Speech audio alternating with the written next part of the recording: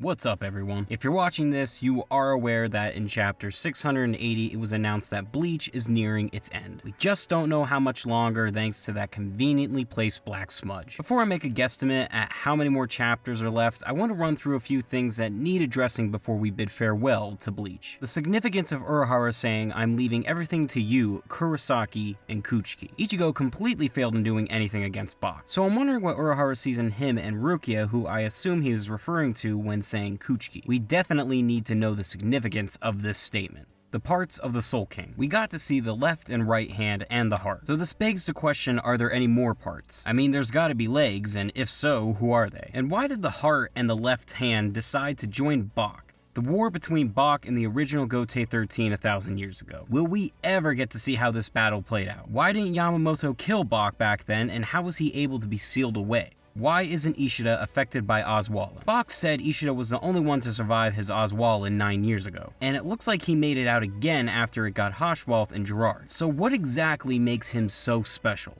What is gonna be Aizen's role? He's still sitting down there in Soul Society waiting to be let out of that chair. Can't help but wonder what he's gonna do when he gets out. Is it possible he can still use Bankai despite his Zanpakuto vanishing? What's going on with Halibel? It'll soon be 200 chapters since we saw Bach had captured and imprisoned her. Where is she? Is she gonna be rescued and join the fight? The Fullbringers. We saw Ginjo, Tsukishima, and Giriko towards the start of the arc with Ganju, and they haven't been heard from since. What exactly are they waiting for? Are they gonna be important at all, or are they just gonna be tossed aside? Is the Zero Squad still alive? After Bach's Oswalin brought back the elites, 4 of the 5 royal guards were beaten off screen and Ichibei is just chilling somewhere. Will they all come back and fight, or are they all seriously dead? Ishin and Ryukin showing up. Think a lot of us figured these two would show up and save their sons? Clearly not the case, so what was the point of them even showing up? Shinji's Bankai. Will we get to see it? The guy has been beaten in every fight in this arc. I think it's about time he pulls out the mask and goes Bankai at least once.